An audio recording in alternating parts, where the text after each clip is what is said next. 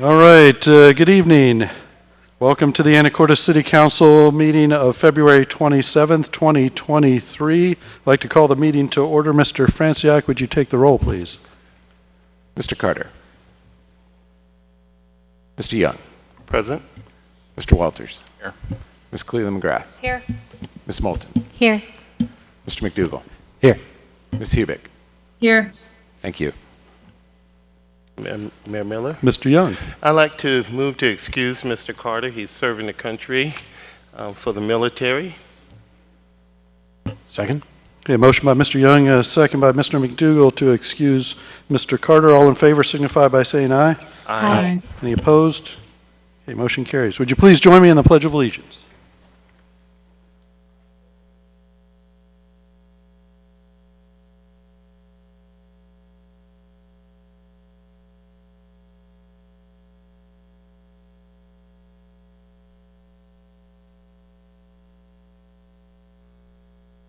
Okay, announcements and committee reports. I have three. If you didn't know, the trestle is open as of last week, so really happy. And I want to quickly thank a couple folks that made it happen, really to the whole community for immediately stepping up to support our efforts to restore the trestle. But I'll highlight a couple of contractors: Culbertson Marine, Strandberg Construction, Transpac Marinas, and some of our major donors: the Miller Charitable Trust, Anacortes Kiwanis Club, Samish Indian Nation, Marathon Refining, HF Sinclair, Puget Sound Refining, Skagit County Commissioners, and Anacortes Rotary, just to name a few of our big heavy hitters. And then a special thanks to the Anacortes Parks Foundation for their efforts to organize the volunteers and fundraising. And also thank Embarrass John, our Parks Director, who I put a good amount of pressure to reopen before spring, and he made it happen. So I appreciate that. Let's see. Also, thanks to the library, put on a great fantasy day at the library. I stopped by there on Saturday, and if they didn't bring 1,000 people in the door, it was probably more than that. So it was pretty impressive. I don't know what the real numbers were, but the place was packed and well attended, and everybody seemed to be enjoying themselves too. Thanks to the library, and I know there's a lot of work putting that event on. And then, if you didn't know, I'm allowed to say this as a career aviator, the weather guessers are calling for a winter weather advisory, which means anywhere from 0 to 10 inches of snow. So be safe out there. Okay, Fiber Committee is first on the list. Oh, okay. I don't know how I got that one on there. No Fiber Committee meeting. Planning Committee. Mayor Miller. Ms. Moulton. Thank you. The Planning Committee met at 5 o'clock today, and it was council members Walters, Cleland McGrath, and myself, and Planning Director Don Miesmer and Libby Grage as well. And we talked about things that are in the works that are coming up very quickly. The draft lease with the Habitat for Humanity for the proposed development on West 5th Street, and that will be coming to the Planning Committee and then on to Council. Also, there is a cinema lease draft that is on its way to the Planning Committee as well, and then will also come forward to full Council. We discussed the parklets, and we have been talking about those for quite a while now, and we reviewed some draft language for the code and how those will be administered and managed going forward. And we apologize for the delay on this, and we worked on that some, and that will be coming forward also. And then we had some good news about a grant from the Department of Transportation to do an environmental impact statement for the entire Guimas Channel Trail from downtown to the cannery all the way to Washington Park. So there's work being done on a draft scope of work with some consultants, and that will help give us a really good map and idea of how best to move forward with that wonderful multimodal transportation recreation corridor that so many of us desire to see. And that's it. Okay, thank you. Next is the Museum Committee. Ms. Cleland. Thank you. Mr. McDougall and myself and Mr. Lunsford, the director of the museum, met on the 23rd, on Thursday, on Zoom, and we had a great talk about what's going on. The museum continues to work on their virtual exhibit, both for images, with Past Perfect, with oral histories around town, kind of combining both the Mitchell murals and then also the historic homes of our area. So they're all going to be part of a smartphone tour, and they're working on that, which is pretty exciting. Social media is still doing really well. They're working on interpretive signs with the LTAC projects, specifically some projects for a new sign where Bill Mitchell's house used to be is currently the Fiddlehead Montessori, and so they would like to acknowledge that and have some signage and maybe a mural there too. They're continuing to do restoration work on the murals and put them back out. The WT Preston 2023 marks the 40th year it's been in Anacortes. It's actually a National Historic Landmark, which I somehow wasn't aware of.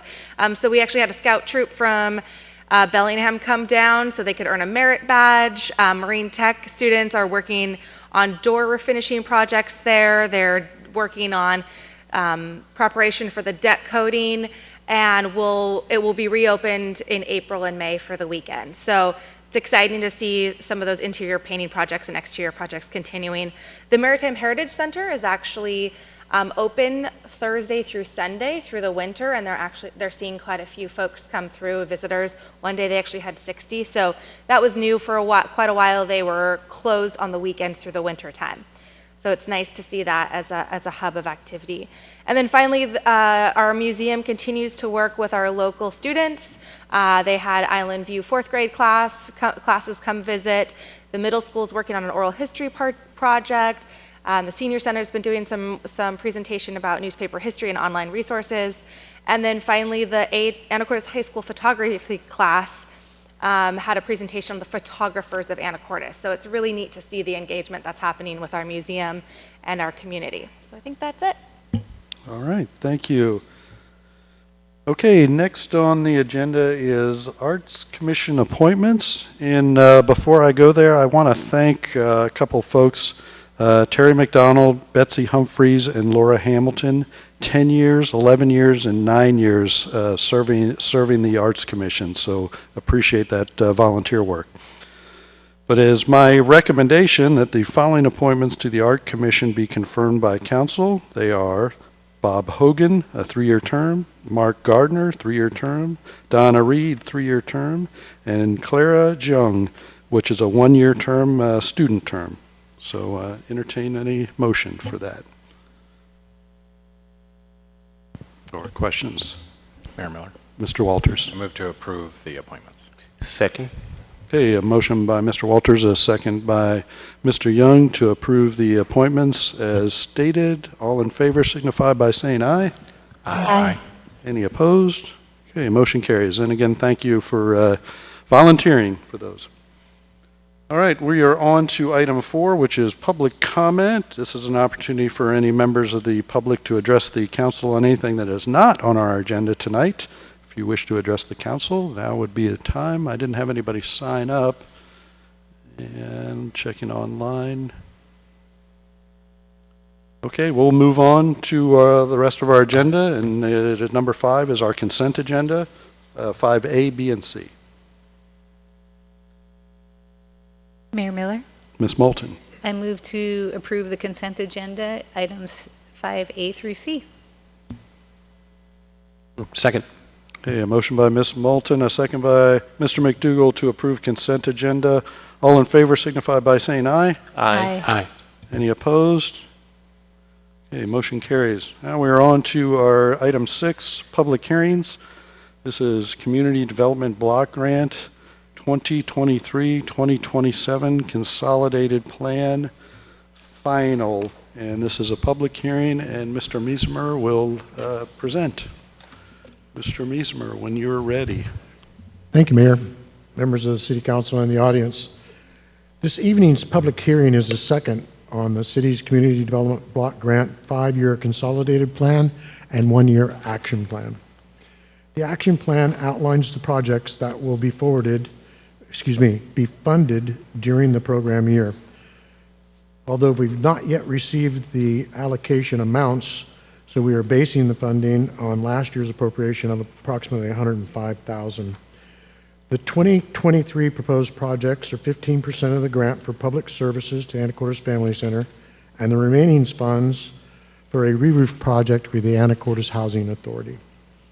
This evening's meeting concludes the public hearing process, and we have not received any comments at the staff level, either written nor verbal.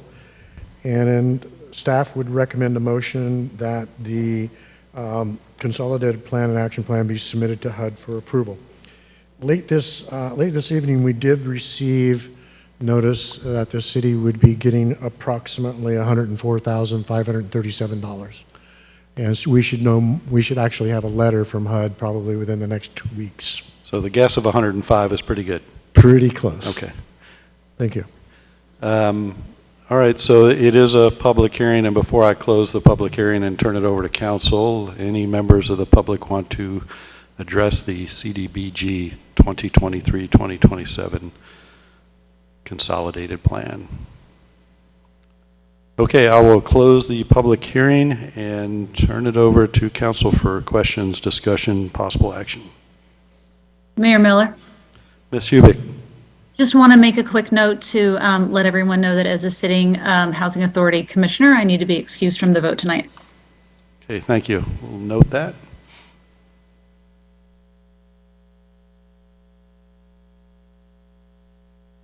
Mayor Miller? Ms. Moulton? We had a chance to look at this pretty thoroughly already, and it's a continuation of all the good work that's being done by both Joanne Stewart and the Planning Department and the organizations that receive the funds. And we've seen so many good things over the years, from re-roofing of housing authority buildings to funding of public services through the Anacortes Family Center, improvement of ADA sidewalk corners, and all kinds of good things. So I think we have enough information to know that I am going to move to accept the plan projects as submitted and recommend the plan be submitted to HUD for review and approval. Second. Okay, a motion by Ms. Moulton, a second by Mr. Walters to accept the Community Development Block Grant as presented. Mr. Franciac, would you take the vote, please? Mr. Young. Yes. Mr. Walters. Yes. Ms. Cleland McGrath. Yes. Ms. Moulton. Yes. Mr. McDougall. Yes. Ms. Hubick. Abstain. Motion carries. Okay, thank you. We are on to item 7, other business, and first up, 7A, property taxes and how they work in Washington State. Skagit County Assessor Danny Hagan, and I'm going to have our Finance Director, Mr. Hoagland, introduce, and that's why it looks like brought out the big crowd. So, Mr. Hoagland. That's right. Thank you, Mayor, members of the council, and members of the audience. Well, I know I've been excited about this since it got added to the agenda. Property taxes are not only one of our largest and most important revenue streams, but undoubtedly A little bit higher up on the microphone, sorry. but undoubtedly our most complicated revenue stream as well. So the county elected assessor is here tonight to hopefully shed a little bit of light on the process and hopefully answer some questions. So with that, Danny Hagan.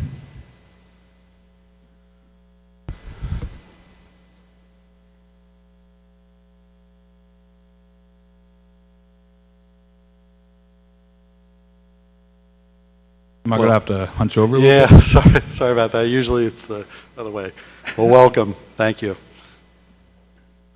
Thank you very much for having me. Like I was introduced, my name is Danny Hagan. I've been an employee of the Skagit County Assessor's Office since January of 2015. I'm an IOO professional member, the first in Skagit County office's history to achieve, but not the last, because now my Chief Deputy Annette DeVoe is also an IOO professional member. I'm a published author in IOO's Fair and Equitable. I've been a featured speaker at GIS valuation conferences on how to achieve accurate data. I am one class away from attaining my MAS designation from IOO, and currently there are only 5 people in the United States that have achieved this designation. A lot of people ask, how did you get into the assessment field? And I can say I was pretty much born into it. My father was the chief deputy assessor for Mark Leander from 1994 until 2009. Since my mom had no interest in what my dad did for work, I was a lucky kid that got to learn what a bell curve was before my multiplication tables. I want to talk about three things today. First, why property tax is a good tax. Secondly, how the state of Washington administers their property tax. And finally, how that all takes shape here in Anacortes. In the spring of 2020, right when COVID hit, I had the opportunity to read A Good Tax by Joan Youngman. I have never read a book or article in a field I felt fairly well versed in and felt so much more knowledgeable and spirited about the topic after reading it. Not only do I think this should be highly established reading among all people in the assessment field, but also any politician at any level of government dealing in taxpayer funds. I found it so interesting, informative, and enlightening that after I read the 278-page publication, I ended up writing a 21-page report of my own just to help me unpack how much I had learned. This is free to download on PDF, so if you have any interest in reading the publication, please let me know. I'm sharing this because most of my thoughts stem from the discussions and evidence that was presented in A Good Tax. So why is property tax a good tax? I'm going to break it down into three main reasons. One, transparency. How much sales tax did you pay last year? How much federal income tax did your neighbors pay last year? And if you know that answer, don't say it. It's probably illegal. One of the things that makes my job so hard is how property tax is set up to be run. Not only can everyone see what their assessed value is, but you can see what your neighbor's assessed value is as well. And also all the data that's collected to come up with that assessed value. The transparency doesn't stop there. We also know where every single dollar of our property tax goes and which taxing district is accountable for those tax dollars. Talking about accountability, local accountability. Because property taxes are levied locally, that means the elected officials in charge of the tax districts are also elected locally. In the city of Anacortes, the last time there was a citywide race, your vote was 1 in approximately 8,400. When you compare that to the 4 million votes in the last Washington State governor's race, or even the 75,000 votes on average for a state representative position, you see how much more power your vote has in electing local leaders. In the screenshot here, I chose one of my friends that lives here in the city of Anacortes, and you can see going down the line items, you have the city of Anacortes, you have Skagit County, Conservation Future Funds, Medic One Services, Recreational District, Hospital District, Port District, and then your state levy and school district. I think all but 3 of those are led by elected leaders.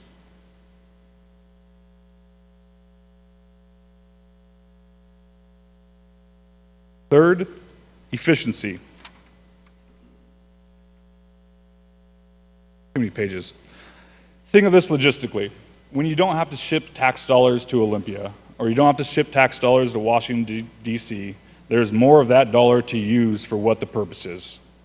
Not to mention any tax funds that go to Olympia or come back or go to Washington, D.C. and come back are going to come back with stipulations. They're going to come back with rules on how those funds can be used. And that is not the efficiency that we would be looking for. The other thing that adds to the efficiency is these elected leaders. If you are a part of a district and you mismanage funds, you will be held accountable and you will probably lose your position, or levies will not be passed, or any of the other consequences that can happen. This keeps the tax dollars very efficient.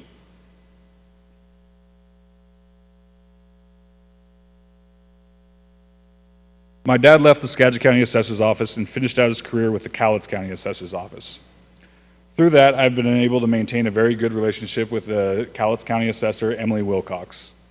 They have paid for this incredible funding that's put together by Rick Stewart and his Team Consulting LLC. It is still the exact same for all of the state of Washington, but it will have a Cowlitz County picture on the front.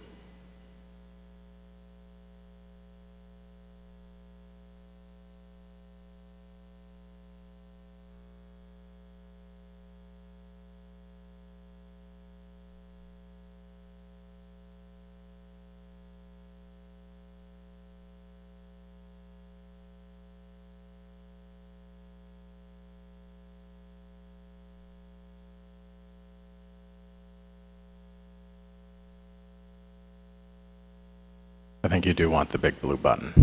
Do I? Oh, all right. Thank you, Ryan.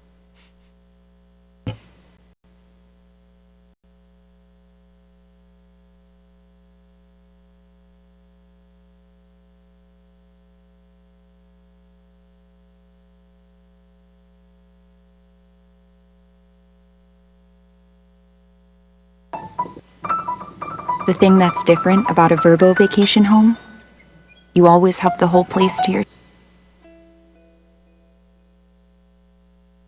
So, there's a lot of misunderstanding about the role of assessors and how they affect the property tax that homeowners pay.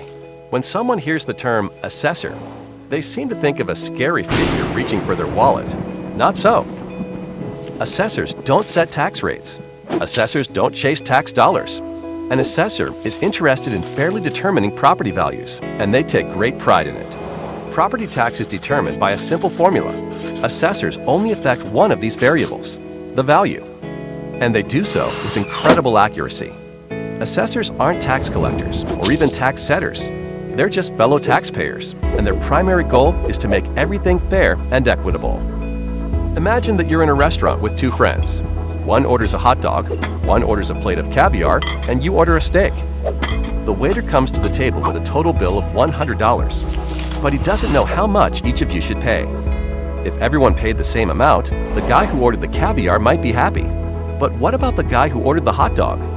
Enter assessors. The food is your property.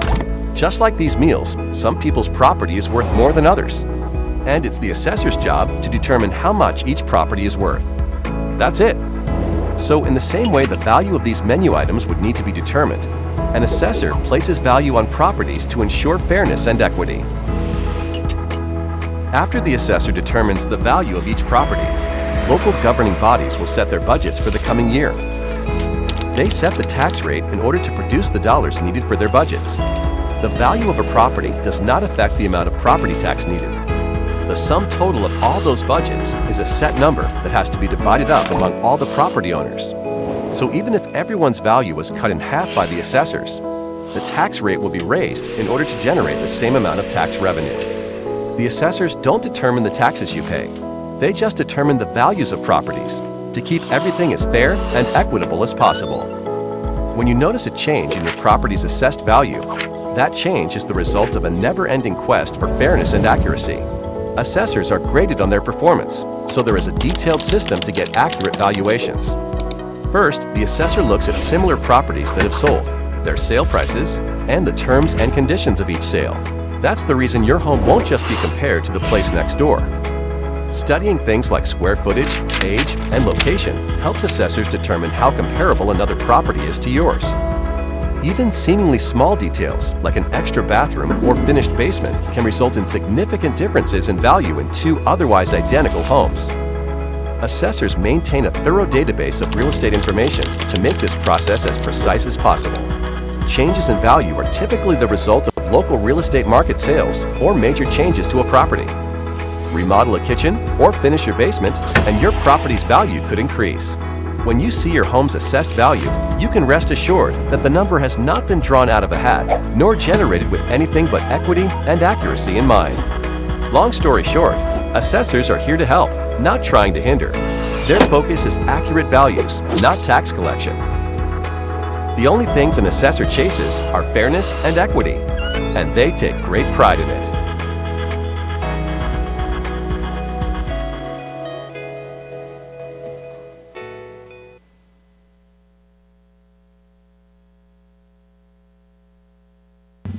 So like that video said, there are three parts to any property tax system. There's the assessed values, the levy rates, and the taxing district's budget. In the state of Washington, we have a budget-based system. That means that the restrictions of how much a tax can increase go onto the taxing district's budget. There are other states with other types of systems. Oregon, Georgia, those are two states I know have a rate-based system. So every time your value of your home goes up 15, 20, 30%, so does your taxes. Unless the state legislature changes a law to lower that rate, and then you're just giving more power to state representatives and less power to local government. There's also states that fix the assessed value. Prop 13 in California is the most common one of that. And it seems like a lot of people like that idea, but I also believe the state of California has the highest income tax in the nation, and that's part of how that system works. So what are the budget constraints in the state of Washington? Any taxing district's budget can only increase 1% year over year, plus any new construction revenue. This can only change unless there is a voter-approved levy. And that is what you see when a school district, a fire district, or a city goes to the public and asks for that levy. And this adds back to that accountability. They're saying, we think we need more help here. Have we been doing a good job? And if so, please trust us with this. And I think that it's been really remarkable how much local government can do with the limited funding they get. There was a caveat, and this is one of the small details that are incorrect in this PowerPoint.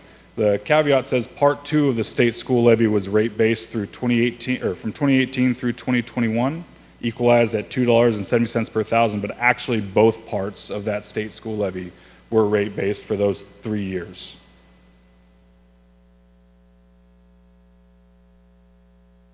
Tax code area 0900 is the vast majority of the city of Anacortes. I think we looked at the assessed value, and 99.8% of city of Anacortes' assessed value is in this TCA. So when you look at this chart, you can see what happens when assessed values increased, and then what happened to the levy rate at the same time. Now, I would like to bring your attention to 2018, when there was an 8% increase to your assessed values and a 10% increase to the levy rate. That increase was a big change in your tax bill, and that was the McCleary decision and the state legislature going to a rate-based system in the beginning of 2018. It was too much. They decided to draw it back for 1 year. And so in 2019, you can see that the decrease of the tax rate going down 10% matches very similarly to the increase in the assessed value. But that was only a 1-year change. The state legislature went back to that rate-based system in 2020. So even though values went up 8%, the levy rate did not decrease. Since 2021, there has been a full budget-based system with the state property taxes.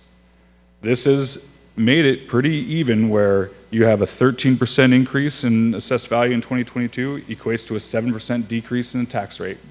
17% increase in 2023 led to a 13% decrease in the tax rate.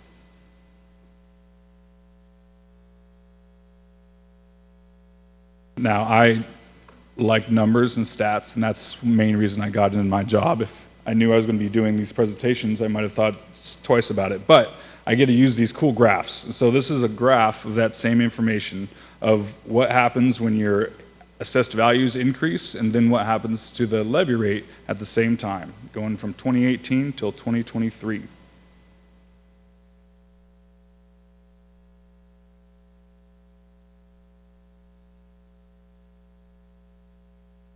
In conclusion, our office calculates the assessed values of approximately 80,000 parcels on an annual basis.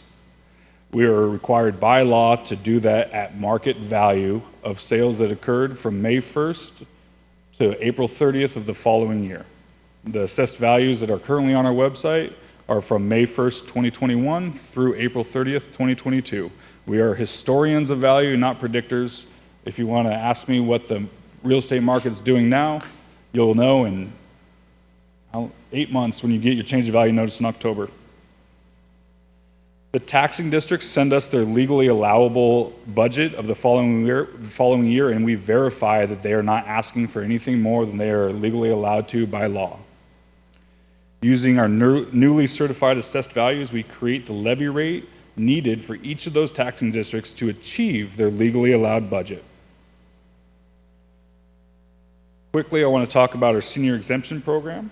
It is a program that is there to try and help seniors that are over a certain age and under a certain income. Currently, the income threshold is $42,390 annually. This will be recalculated maybe in 2024, but at least by 2025. And it'll be based off of the current is 65% of median household income, but there are laws in legislature that are working to maybe bump that up to 70%. So it would be an increase not only in what the median income is per household, but also in the percentage of that that's allowed. The last thing I will touch on, if you feel like your assessed value is higher than you could have sold your home as of January 1st, please contact our office within 30 days of receiving that change of value notice.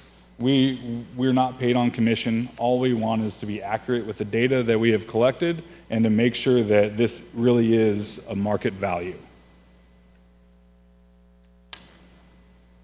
When you appeal your property, it goes to the Board of Equalization, which is an independent entity made up of volunteers, so you're not going to be just asking the assessor's office to lower the value, go to a third party to handle that.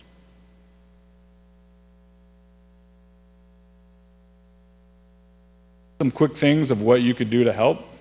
If you go to our webpage in the Property One Stop, review your property data.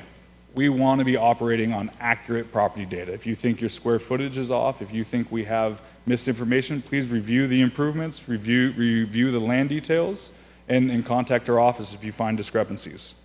You can sign up for e-notices.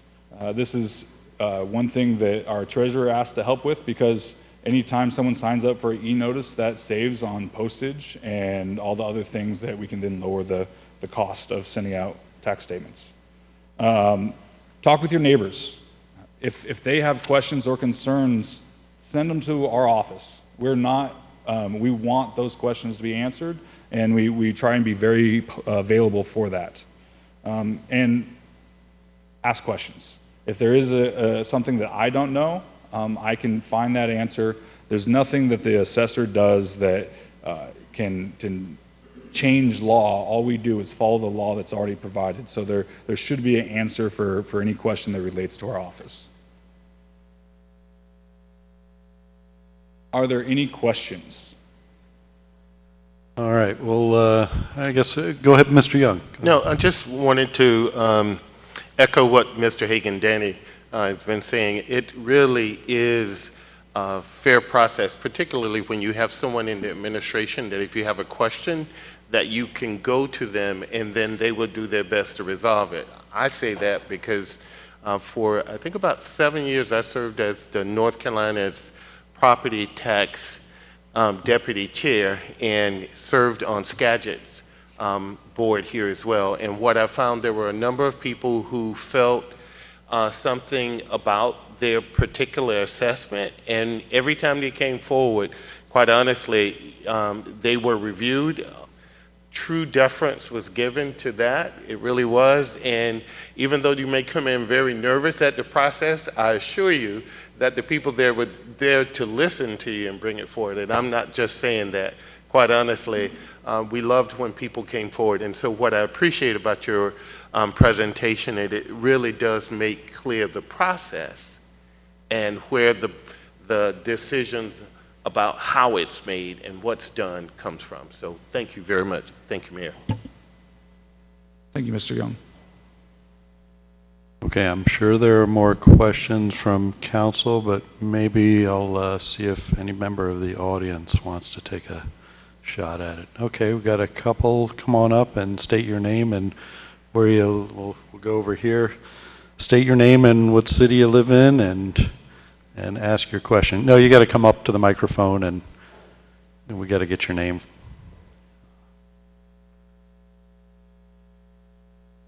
Judy Billings, Gibraltar Road. So I'm a county person, right? Okay. So I don't pay taxes in Anacortes. I pay taxes to who? The county? And if you could make sure to, Do you hear that? to speak in the microphone because we record Does that make sense? I'm on the county line. So I'm not paying any taxes to Anacortes? No. I'm paying to the county. Okay. So then my other question to you is, when does it end? My property taxes have gone up $3,000 in 5 months or 5 years. Where's the end? Is it going to keep going up $3,000 every 5 years? Is that possible? Yeah? Yeah. Okay. All right, we'll let him take a shot at that one. Thank you for the question. I think one of the points I tried to get across is there has been a lot of change in property tax law in the state of Washington, and that has created a shift in an increase in property taxes. That is in direct correlation with the McCleary decision that said that Washington State was not doing enough to fund education. And the state legislature chose to make up that difference through more property taxes. So is that sustainable? I do not know. I don't know what the laws are going to be in the future, but I know I'm going to continue to make sure that values are as fair and equitable as possible, so no matter what the bill is, we know it's at least spread across fairly. So I think maybe to help answer that question, the state legislature sets that state levy rate. Or help clarify that question. Yeah, they set that rate for 4 years to make it so they would get a revenue increase. What they didn't anticipate was at the same time, property values also having a very large increase. And so the combination of a rate-based tax line plus very high increases in assessed values led to a big increase in the property tax bills. Mr. Walters. Can you talk a little bit about the revision to the way the school line appears on the tax statements that just went out? Thank you very And much then for I that have question. follow-ups. I've been answering that a few times today. And so unfortunately, due to a software glitch on the tax statements that just went out, in 2023, it combined two different lines of the school tax, of the local school tax. What it didn't do was combine those two lines in 2022. And so it only showed part of what you paid in local school tax for 2022.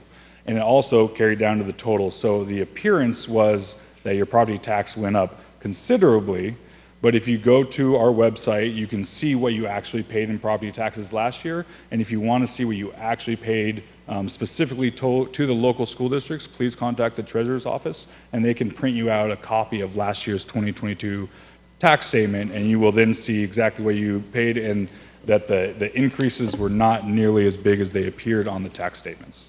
So there's a note with the tax statement that says that those lines were combined, but that isn't quite the whole story? Is that, do I hear that? I mean, it is kind of the whole story. The verbiage on that little note probably didn't do a good enough job of explaining it. And so there has been a lot of confusion about that. And I think once people saw, I mean, I opened up my statement last night and it looked like it went from 4,000 to 5,500. And I was like, whoa, I've been telling people that their taxes were going to go up like this. I instantly went to the website, saw that I'd actually paid $5,000 last year in taxes, so my taxes went up about 8%. So that was me realizing that I was going to be making a lot of phone calls and emails this morning, and probably the rest of this week, along with my entire front staff. But the total tax dollar on that statement is accurate. What is inaccurate is the number showing for 2022 of what it supposedly says you paid. So I definitely think it's a hard sell to say that it's a good tax, as your introductory slides alluded to, but I definitely see your points about the transparency and about the accountability provisions. What the property tax lacks is the predictability, and I think that that's what a lot of people have the most concern about. You know, what is my property tax going to be next year? And I certainly realize that that's not your fault, or the fault of assessors generally, or really very much the fault of the system. It's more the fluctuation in property values throughout the various taxing districts. So, I mean, I don't think we're here to debate the property tax, but what I try to convey to people is that the amount of property tax that the city receives in real dollars, which is the only way to evaluate it, meaning inflation adjusted dollars, has actually gone down over the past 10 years. And so, I mean, that means that the city can purchase less with the tax dollars that it receives. It can pay for fewer staff. It can pave fewer roads. And that's an important point that is really lost in all of this discussion, because the amount that I'm writing the check for keeps going up. but a lot of that is inflation as well. So do you have any you didn't really cover those aspects in your presentation, and I mean, there's so much more. I appreciate your excitement about property tax, but there's so much more to talk about here. Do you have any instant reaction to that? Yeah, well, over the last the property tax can be a stable tax if it's not used by a legislature to change things. Rick Stewart, who did that video, describes a state tax system as a three-legged stool: sales tax, property tax, and income tax. What's a two-legged stool look like? It's pretty wobbly. And what the Washington states had to do is create this third leg, which is special taxes. And I think our gas tax, our fuel tax, I mean, all these extra taxes are what are now preparing this third leg. I think property tax would be stable if the state didn't have to keep going to property tax for more and more funding. If you go to tax history on our property tax, besides the past 5 years, you will see that most people were paying a very consistent range for almost a decade. There was actually a set of 5 years where assessed values were slowly going down, that taxes in total dollars were almost the same, year in, year out, for about 5 years. So if there isn't changes to the law, and you are right, there is more instability in the fact that during COVID, retail and office space dropped in value. At the same time, residential came up. That's creating a shift. So there has been those extreme situations. I think that's more to the unique situation we've just gone through, combined with the state laws that changed in the time. But I think that a property tax can be as stable as any of those other taxes that are offered. If you were to talk about a sales tax, talk about a recession, there's a huge drop in sales tax. A budget-based tax system, if your assessed values come down 10%, again, the levy rate just goes up to match that. So you're not having to lay off your teachers, your firefighters, your policemen in the same time as the recession. If you're a rate-based system, you're depending on income that gets unemployed, or a sales tax that then does not come in, you're kind of setting up for a lot more fluctuation than the stability that property tax can provide. I always find it's a challenging argument to make that the city is, in real dollars is not getting as much due to inflation, yet our citizens are writing real dollar checks that are much higher. So I think that's where we have a lot of challenges explaining that. But again, I think that goes to the very, as you pointed out, all the different elected officials that are in that. And that I think breeds some of the instability, because you have lots of different taxing districts going after property tax. So maybe. Yeah, and one thing that I can't speak to, but I can think about is we are paying close to 50% of your property tax bills going to education, whether it's local or to the state. I don't know if it's always been 50%. If the state had more money 10 years ago, maybe it was 40%, which would mean that you could ask for more, that bigger piece, and it wouldn't seem like it's a bigger tax bill. So you're right. The county's in the same boat. We're only getting that 1% increase. It's pretty impressive that we are providing the same services at a levy rate that is now the lowest it's ever been in Skagit County, at $7 and some cents per thousand, compared to, in times, it's been $15 per thousand in parts of Skagit County. So local government is still doing pretty good things with that tax money. And I think whether it's a school district, a city, or a county, your main expenses are labor and materials. Labor and materials have gone up much more than that 1% is allowing for our budget. But yet we still make do and do a pretty good job, in my opinion. And I think we had a couple other audience members that wanted to ask questions. Yeah, come on up.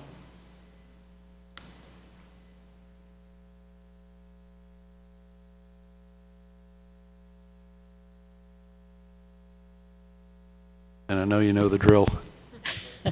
Andrea Dowell, 1319 A Street in Anacortes.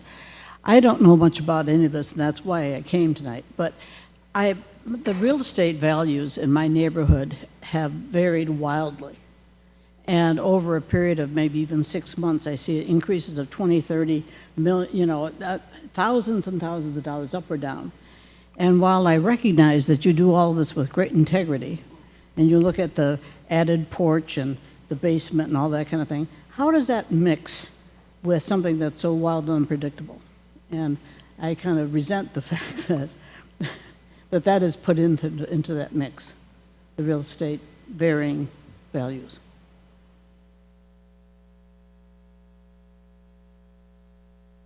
Very good question. Thank you for asking that.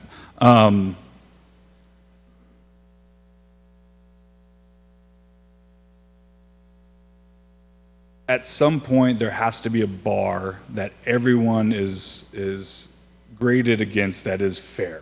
And the state of Washington has deemed that to be market value.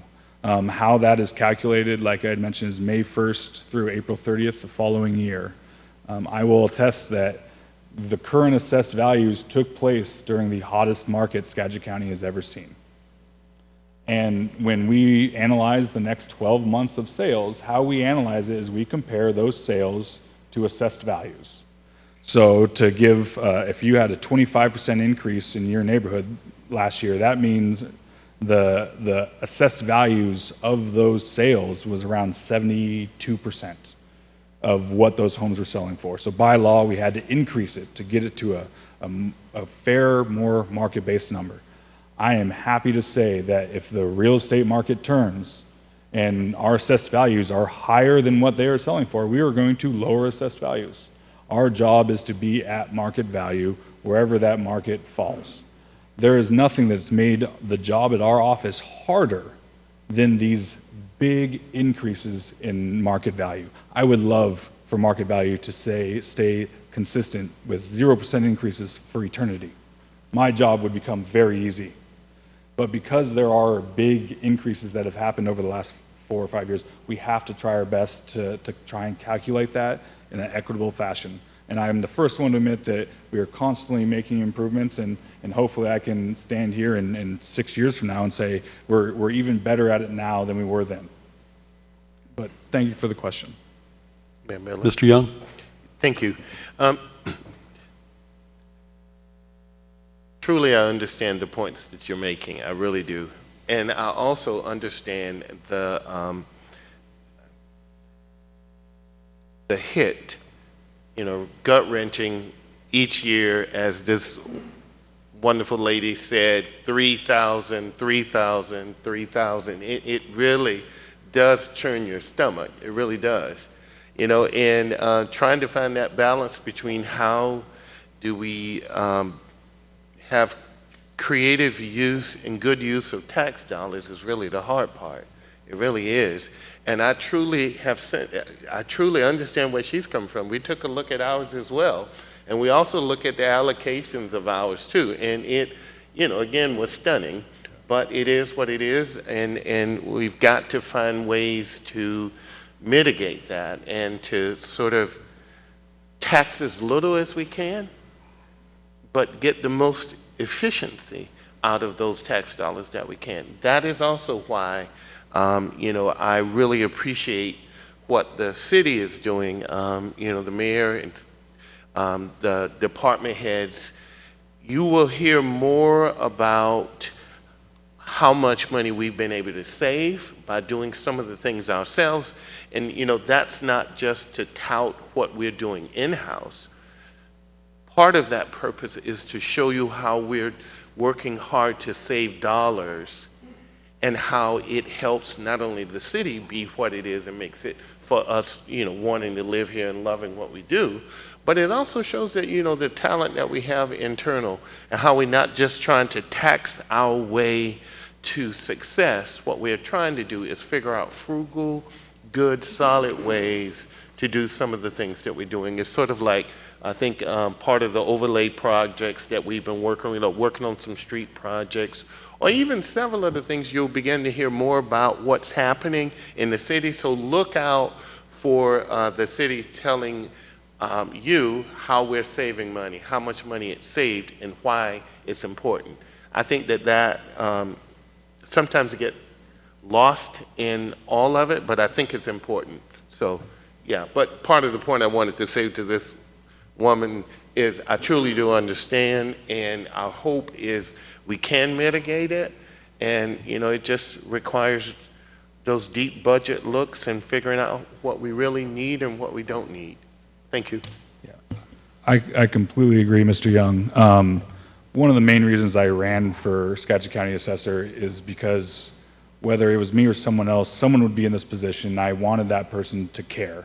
I lost my dad 3.5 years ago, and my mom had to leave her property because she could not afford it by herself. Not just because of property taxes, but because of the cost of life that then comes onto a widow. She's now living with me, helping to raise my 4 young kids, and it's worked out incredibly for us. But I personally know that fear, the challenges, and the struggles that goes through, and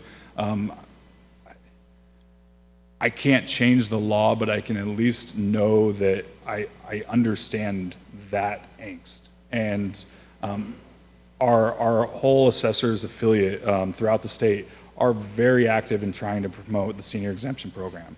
We worked really hard to tie it to the county median income in 2018. Unfortunately, what's happened to income since 2018? It has drastically gone up. And so 42,000 doesn't feel like the 42,000 that we worked for in 2018. And we're working again to change that to a quicker update, so it gets updated every 3 years instead of every 5 years. We want to go from 65% of the median household income to 70% of household income. But I also understand that that doesn't make less tax money going to the districts. It just shifts those tax dollars to other people. And one thing to remember is one of the things that gets taxed the most are commercial residential properties, which are rentals. So when we are shifting property taxes to other places, it's also hitting some of our most affordable housing. Why is housing so expensive in the state of Washington? We have that two-legged stool. We rely very heavily on property tax to fund things. Ms. Cleland, and Yeah. then Mr. McDougall. Thank you so much. I appreciate your presentation, and especially the tables and your graphs, right? To see to visually see how as the levy rate decreases and assessed value increases, right? It's kind of trying to balance the glass of water somewhat. One thing that we're seeing is, can you speak to how you factor in new construction? Because I think that's what a lot of folks who have lived in their house 20, 30 years see that increase happen of assessed value because there's some new development nearby. How do you factor that in when you look at assessed value? And then my other question is, I always think that it's interesting when we start to see new developments, which we're hearing might come either on MJB property or whatnot. How do those new units factor into our whole understanding of tax, the levy and tax? How is that incorporated in the future? So I'm going to start with your second question first because it's fresh in my mind. That is that segment I mentioned, new construction dollars. So every year during the summer months, we go around to every property in Skagit County that's gotten a permit. And then we value that new construction. That new construction gets totaled for a district, and that gets added to what the district can ask for. So it's supposed to be a neutral addition, so the taxing district goes up, or the taxing district's budget goes up by that amount, but it doesn't increase the levy rate for everybody else. So it's supposed to be a neutral thing where if you add $0 of new construction or you added $1 million of new construction, your levy rate stays the same. It would just be extra dollars collected by the taxing districts. To your first question of how does that affect the assessed values of properties around, it's much more difficult because it's pretty complex. Normally what we're doing is we're inspecting a property once every 6 years. The last time we were in Anacortes would have been 2018 because I think we are coming back again next year. So it's been quite a while since we inspected the properties of Anacortes School District. When we do that, we try and build neighborhoods or groups of properties that are similar. Obviously, we cannot have a pool of properties that's only got 10 properties on it because that's not enough to get a good data set. So we try and make it a little bit bigger. We try and make it property type centric. So if it's a view property or waterfront property, it's not being compared to a non-view property. The other advantage when we're doing our analysis is we can do plat adjustments. And this is where I think if there's several different plats that have gone in Anacortes. What's the one up on the hill? Rockridge? Rockridge. It's a really good example. It gets platted. We didn't get many sales because the sales were just of the lots, and then they were custom-built homes. We're now starting to get some sales. Because we know that is a unique plat, if we see a sale that is a unique ratio, we will do a plat adjustment. That would only affect those homes in that area, because our goal is to make sure we're only affecting like properties. If there's a brand new home that gets built here in Old Town, it is going to just be grouped in with Old Town, and we try and make that group as big as possible to have some newer homes, have some older homes, and the market is going to be an average of that. Mr. McDougall? Thank you. Thank you, Mr. Hagan, for the presentation and the great Q&A.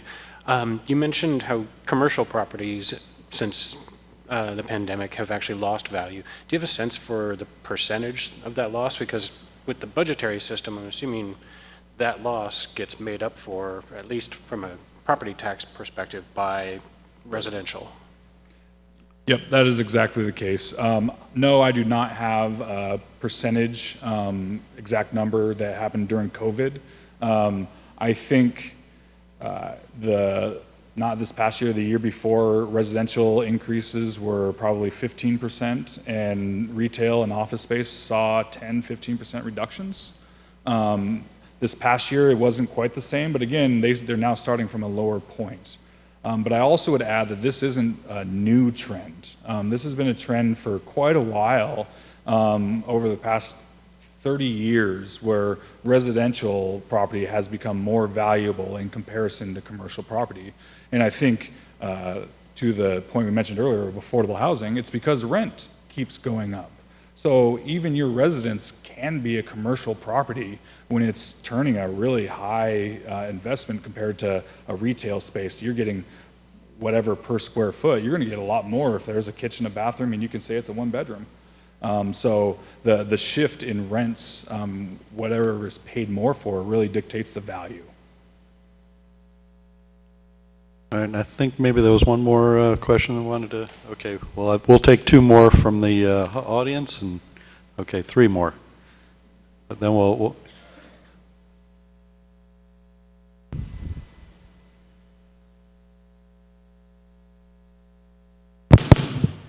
Councilman and Mayor and Hagan.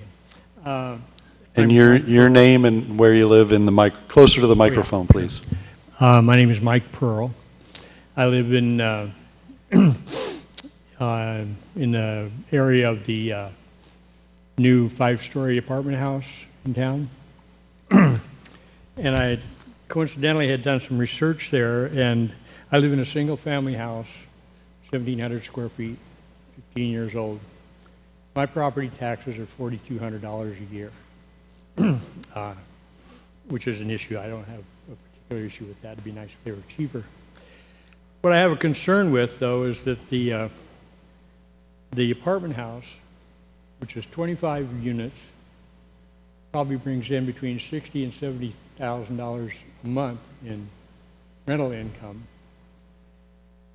Their land value, which is about 13,000 square feet, which is 2+ city lots, is assessed at, I think, $297,000, which you couldn't buy one lot in town here for that right now, I don't think. The other big concern is their property taxes are $1,850 a month. My property taxes are $4,200. A year. My property taxes are $4,200 a year. And this company that's making $60,000 or $70,000 a month in income is paying $1,850 a year in property tax. And how long is that going to go on? And why is it going on at all? Okay, I think he understands your question is the disparity between the property tax of the large building on the land value. So, is that about yeah. right? Yep. Okay. Yeah, Well, give him a chance to answer it. Thank you. Sure. Thank you for the question. I think it's a newer apartment building. Yes. So this is a really good example of how the values we create generate what the taxes are next year. So the last time we inspected that property would have been in July, and we would have had to guess a percentage complete of that building. We will go back again, yeah, July of last year. And then I would love to look at the exact parcel. We value based off of market value. There's a lot of times where with new construction, we pick it up as of July 31st, but you're not going to be paying taxes on that until the following year. And so depending on when you looked at that taxes, it might have actually updated. When was the last time you looked at that apartment's tax bill? It might have been updated now to 2023 because it has changed. And so if it was the 2022 taxes, it would have been based off of the completion percentage as of July 31st in 2021. So I think to answer the question, you would not have that type of discrepancy if you had the, so. If we have that as complete, it will have the exact same levy rate as your home. Business and residential have the same levy rates, and we are required to value it at market value, which I am very confident is higher than the value of your home. Mayor Miller? Mr. Walters. I looked it up. The building market value is 0 on the website. So I wonder if you might look into that for us, and if you email us, we can get some information to Mr. Pearl for you. Perfect. Thank you very much. All right, couple more. Come on up, and then all the way in the back. So.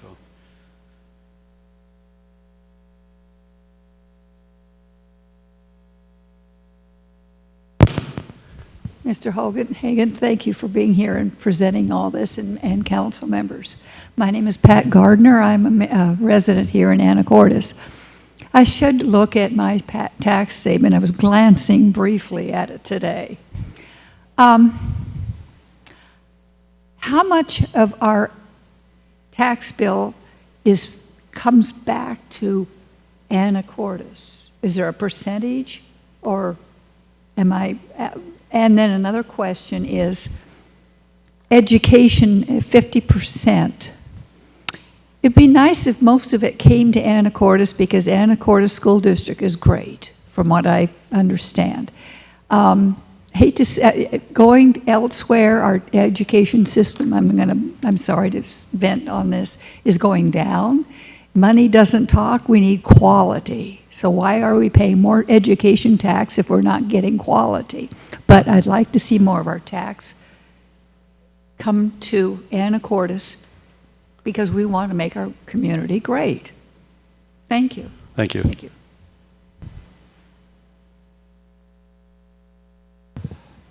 To the taxes coming back to the city of Anacortes, besides the state school levy, almost all of it does come directly back to the city of Anacortes.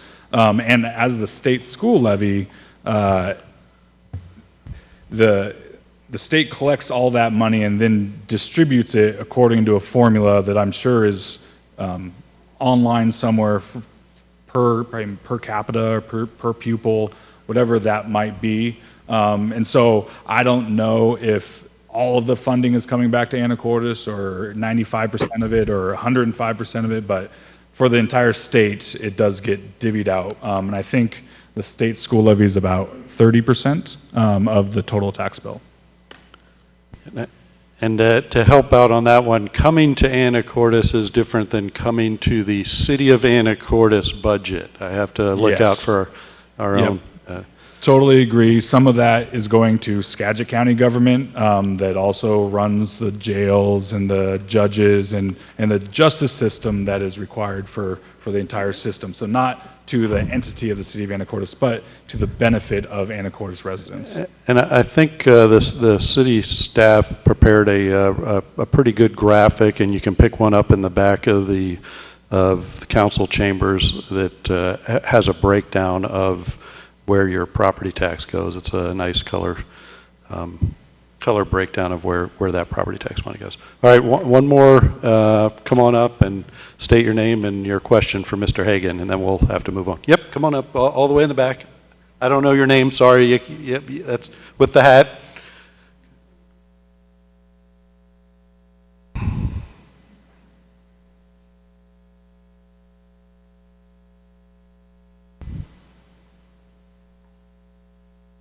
And if, ma'am, if you could pull the microphone down so we can hear you. So, Okay. yep. And It's not doing much good. and then state your name. Nope, it'll do good if you talk all the way a little closer to it Okay. and I state have your name. Two items. Ma'am, could I get your name first? Two items. Oh, Your- my name your is name? Phyllis. Phyllis? You know me. It's Miss Ogar? Yes. And okay, you Yes. live in Anacortes. Two items. The first one involves value information, and it's more somatic than anything. If we could have improvement changed to value, it would help some of us that still consider improvement as hammer and nails. And this is under land. The other item many of us would like to see on this tax distribution list is when the amount is voted on and when it is not. And we'd like to see it in print so that we don't have to bother your All right, good. I think it. with Angela, and she sees that as a problem. All right. Thank you for those questions. I think Mr. Hagan can. She nailed it, what she Okay. said. Yes, we agree with those changes.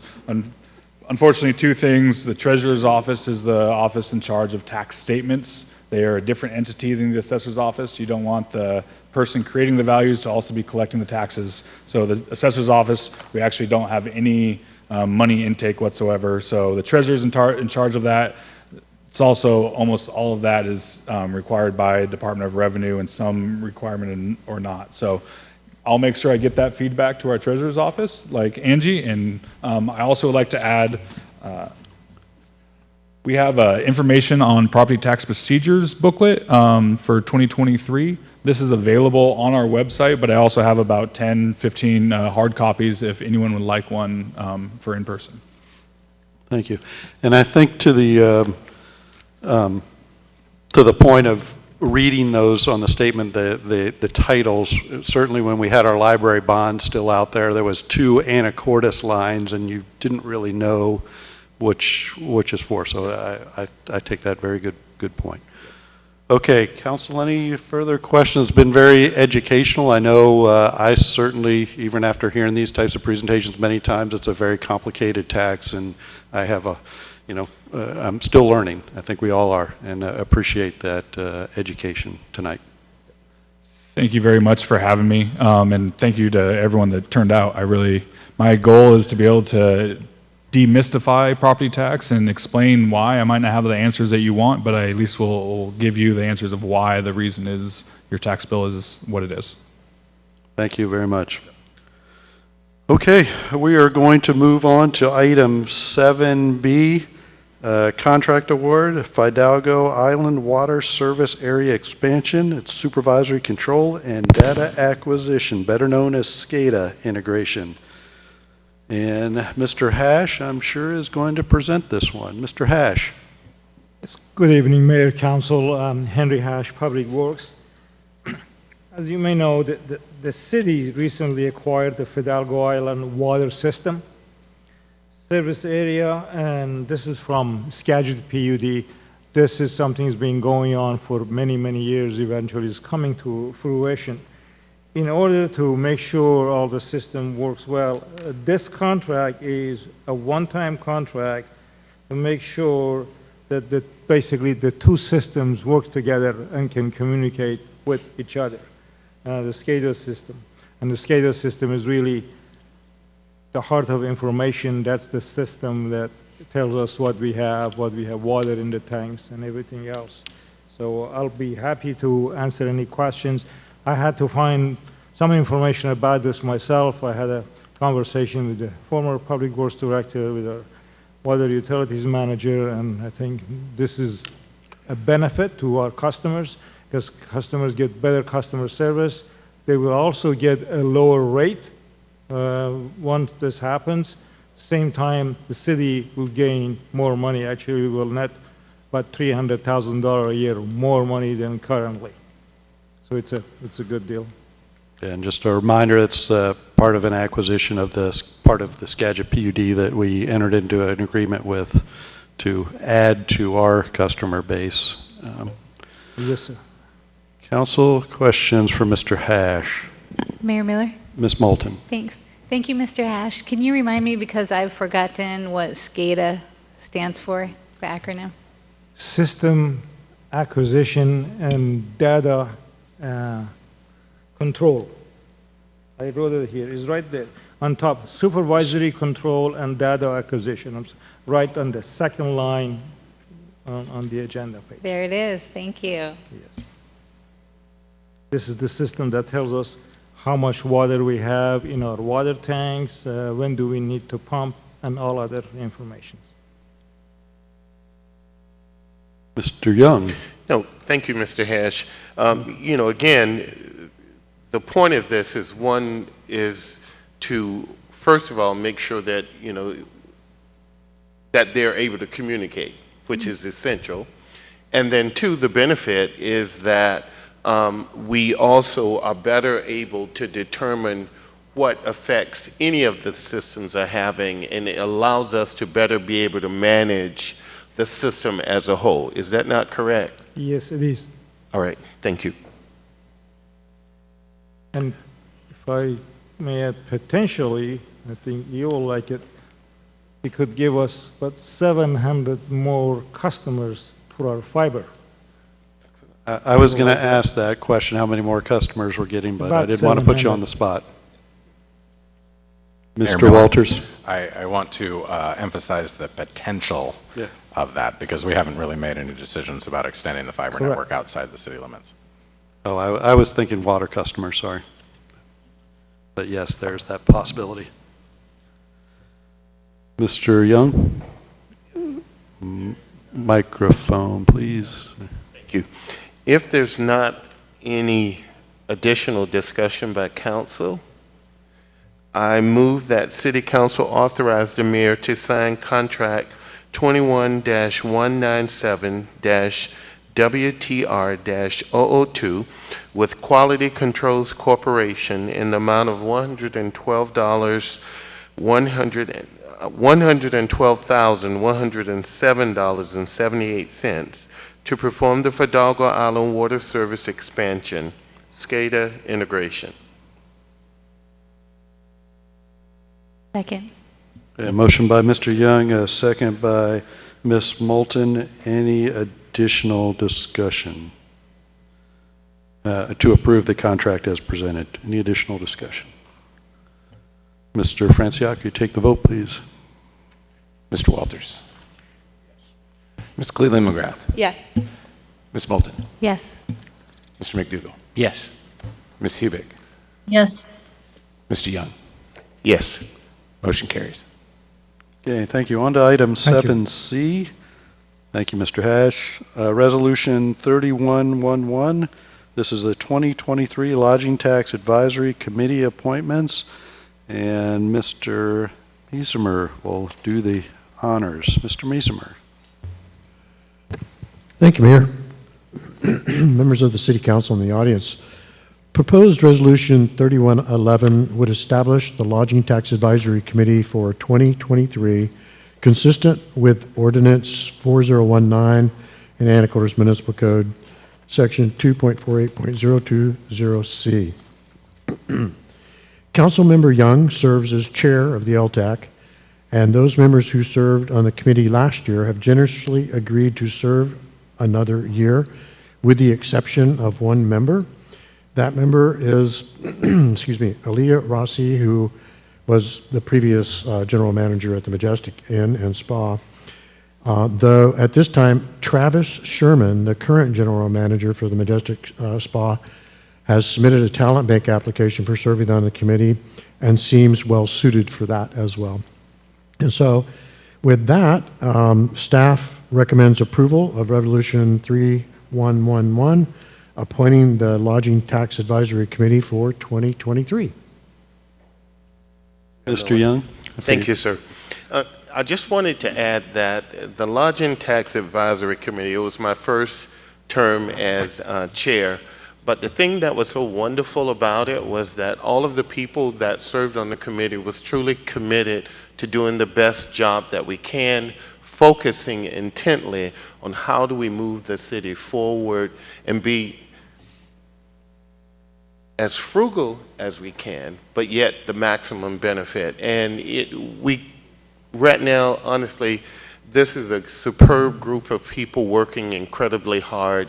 I think that the idea is that if you have ideas for what we can do here to draw heads and beds to the city, come forward.